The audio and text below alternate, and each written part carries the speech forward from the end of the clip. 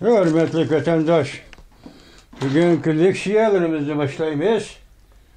Leksiya da Sadaka Roze. Washington'dan sözdeyimiz. Bugün çislağa.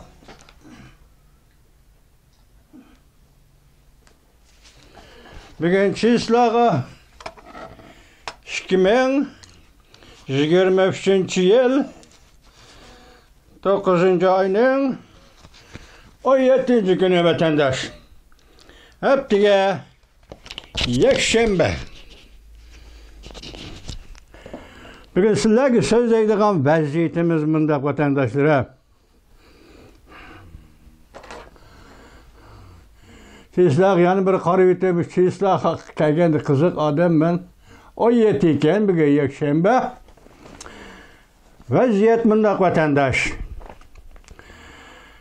Vaziyet mesela saklanaman dep mu? Saklana almadı. Xi Jinping ansıraydıgan iş ahire yetip geldi. Mavzulu haber 9. ayının 16. gün Venbet orbiti ilan kılındı. Haber mundaq başlan. En ahir kabzası cuma. Baştaki abstrakt. Kuruq keptirin taşlip ettim. Sabık Tashqi İşler Ministeri Çingan'ın gayip bulup gitişi. Reis Xi Jinping 20. Qurultaydan keyin tashkillangan hukumat kabinetiga eğer zarbelip geldi. Onu az degandek arqadilla Devlet Müdafaa Ministeri Li Shangfu'nun meselesi yetip geldi. Kişiler bulupmu partiya işide Xi Jinping ve onun hukukluk kabinetinin Cumhuriyet Kompartiyasiga rahbarlik qilib, Buran çapqınның xiristlarga qandaq taqabil turadiganligiga ishonmay qoldi. Xi Jinping aytgandek, nima Junguni gullanishga, yetaklishiga ishonmay qoldi. Chunki Xi Jinpingning huquqliq kabinetining a'zolari o'zila siyosiy Buran çapqın payda qilishga başladı. Şunun bilan Xi Jinping'e eşip qalgan azgına siyasi huquqqa zarba elib geldi. Mesele texi tugumadi. Xi Jinping xiyanatchilardan, paraxo'rlardan saqlana olmadi.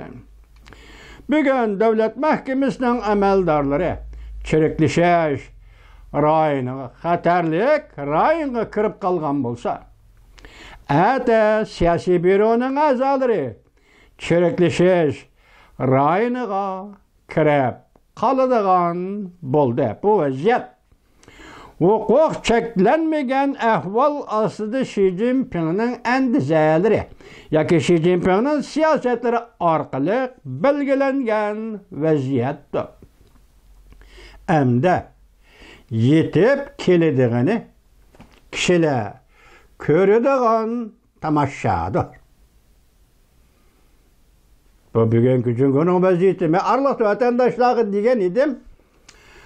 Mesela merkezge qaraşlıq, yoki merkez dercilik, yoki devlet dercilik, birinci, ikinci devlet hukuku dercilik organla amaldarlığı.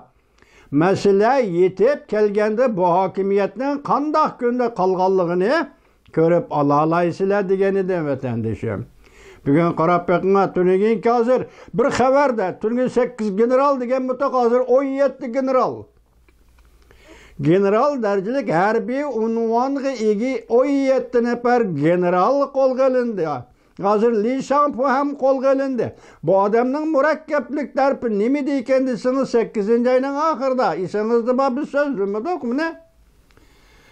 Bu kişi yani Devlet Müdafaa Ministeri Li Shangfu Rusya'nı yani bir kıtım ziyaret kıldı.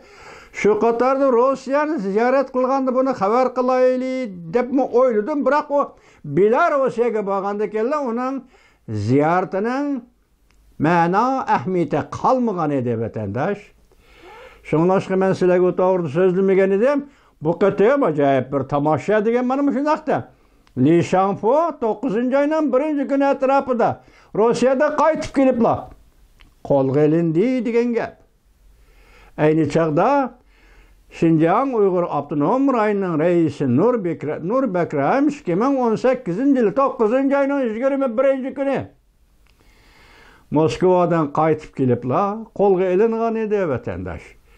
Bu yerda Moskvaga borgan adam qaytib kelganda қолға ilish bu bir Cumhuriyetning siyosat sohasidagi an'anasimi va yoki ular Moskvaga borganda Moskvada hukumat amaldorlari bilan uchrashganda uni buni deb salamda qandaq buni bilgili olmaydi. Hozir ahvoldan qaraganda davlat mudofaa ministri Li Shangpuning ziddimi değil olsa intayini ağır değil o deydi.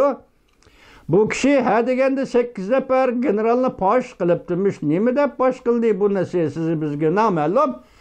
Biroq hozir shuni ko'rib olinki boshqa vaziyat to'g'risi aytibdi dastlabda Chingan g'oyib bo'ldi hozir. Chinganning ya o'likining ya tirikining xabari yo'q vatandosh. Uni az degandek men turganman yolg'on dedim. Biroq Kompartiya hozir Wang Yi, Cumhuriyetning tashqi ishlar ministri Wang Yi'ni Mirzaqamoqqa elib tekshirishnomi yozdi degan xabarlar to'lib ketdi. Hozir minister Cumhuriyetning tashqi ishlar ministri Wang Yi to'g'risi xabarlar to'rbetda azaymadi. Buni nima deymiz? Chingan, Li Shangpu, Wang Yi. Bu yerda hozir gap nimada? Cumhuriyetning o'zidan masala chiqyapti jamiyatdan va yoki Cumhuriyetga tashqaridan kelayotgan vaziyat paydo qilyapti. Nima yon qo'yib turing? Hozir Cumhuriyet Kompartiyasi boshida aytgandek, Rais Xi Jinpingning huquqli kabineti, hukumat kabineti butun masalani butun chetaqni o'zi chiqaryapti. Ya vatandosh. Aldığın bir muhakemem nima deganda vaziyat qistab kelganda taqabül turg'ilib olmaydigan vaziyat yetib kelganda markaziy hukumat ichida kadrlar, amaldorlar tavrinishga boshlaydi dedi. Mana shu kun bugun Jungo'ga yetib keldi. Axir nima debdi bu obzorni yozgan odam? Axir debdik, endi eshib qolg'ira tomosha. Endi tomosha ko'ramiz. Sizlar va bizlar tomosha ko'ramiz deb. Mana bu bugungi vaziyat vatandosh.